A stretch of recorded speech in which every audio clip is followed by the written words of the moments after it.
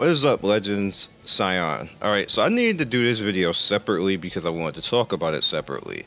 So we had the new system that's pretty much in right now. You go to artifacts and you go to sell. So all you really have to do at this point, and you can choose anything. Let's choose Wind Rider. We're not going to actually do it. And you see Wind Rider will give me 30 of these particular this particular currency, and you could choose anything. You can choose all of them if you choose that you don't like, but I'm not going to actually do any of this. It does not work on the event one, so you see if I put the event one in, it just does that. So yeah. All right. So going into your shop, if you go to your What do you think? third or fourth right here, it's the powder of knowledge. So this is what we're going to talk about, and it's pretty much, is this actually worth it? So let's go in here and look at it from the bottom. You have an Adamant Shield. This is kind of niche and okay if you want to use 2 tanks, because it'll actually help your team out. Like if you have 2 tanks, like say this would be cool if you want to use somebody like a Rose, Dark Rose, and you just want to lower defense on or the damage on the team and stuff like that. This would be cool for that. I don't think it'd be that great as on your holding on your main tank, because there's better things that you can have than this. All right, Arrow's knife, which, no, of course, that art right there, that's thick right there, but penetrates defense by 10% when attacking an enemy not at max health. It's all right, nothing to write home about. Sarah Wren, this is one of the ones that I happen to like. I use it a lot with Tenebria and the Korean version, because she just AoEs all the time, so she debuffed people like all the time, and it was great. So I love Sarah Red. So it's definitely something that if you were looking to max it out at 30, this would be a really good one to do. Hellcutter, the only warrior card that I seem to be able to get, but it's extremely good. You know, caster's attack and critical hit chance increased by 2% whenever somebody's turn ends.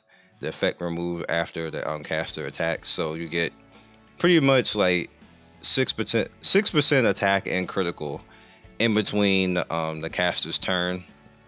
That's if you just have it normal. You can go higher, of course, when you level it up.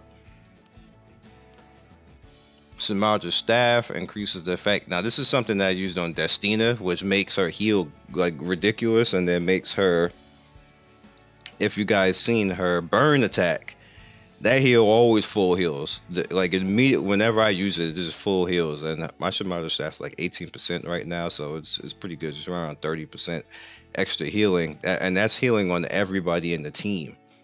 So she works out really well with another healer. Like if I put her out with Diane, like that, they work extremely well together. Now I know there's other healers there that would benefit from that, like Angelica or Doris or Lots and stuff like that. So just keep that in mind, that you know how good this is. I think it's more or less for off healer. It actually works really well for healer, but all right, so we have Bloodstone, and this is a ranger exclusive. Heals an ally with lowest health by 13% of damage dealt. This is good if you want to, it kind of would help you in the Abyss if you have a ranger that gets to attack a lot.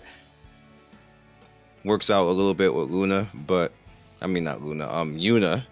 So if you want to go for that type of build, I probably would shy away from this, but it seems to have its uses. Not too often though. Holy Sacrifice. People used to like this, and I had it in Korea, but I never used it much. 50% chance to be revived with 25% health after dying. Can be activated once per stage. Typically, I do not want my tank dying, so I kind of stay away from this. And Durandal. Epic grade Durandal.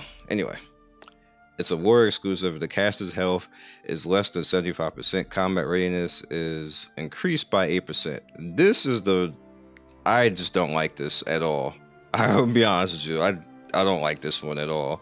It's somebody going to tell me, I have to tell me the usefulness of that, especially warriors. Warriors typically are not that fast, and they're not usually built as that fast, so somebody gonna have to convince me. Bottle of Knowledge. This is probably the only thing here that I'm going to be worried about. It allows you to limit break a 5-star artifact. I have plenty of 5-star artifacts that I would like to be broken, so I will just be saving my stuff up and getting these bottles of knowledge and just upgrading as I see fit and go along. Since I summoned enough in this game to continue to keep getting artifacts, I'm just going to keep doing the bottle of knowledge. So the bottle of knowledge is the most important thing in here for me. Shamadra's staff and Hellcutter, Syrah Ren, everything else I would probably skip. They probably need to add other things in here. They probably tried to do a little bit safe to keep from overbalancing the game for people who just have probably millions in currency, probably with all their artifacts and all their summonings. So I can see why they would probably go easy in there, but that's just my opinion on the whole system and how I think it's worth it. It actually is worth it to get the highest one at 240, but everything else is kind of like meh. But you could tell they were going safely with that one. So I'll catch you guys in the next video. That's my opinion on it. Be legendary. Peace.